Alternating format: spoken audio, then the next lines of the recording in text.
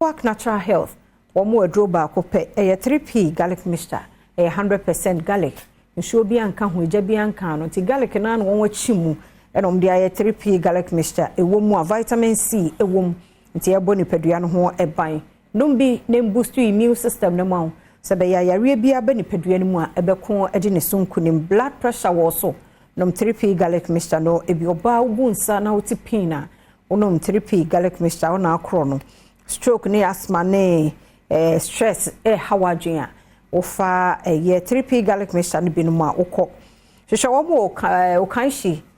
Kofi Sam ne Kens Walk ebi wo ho kuma senso Danny Heba ene Colina ke bi wo ho abet Sam Heba takrade AA Mensa sunyane Green Light Pharmacy Piwak Natural Health free 0248 928 824 0248 928 824 and 0201 000 021 now on the Piwak Natural Health for Akasa.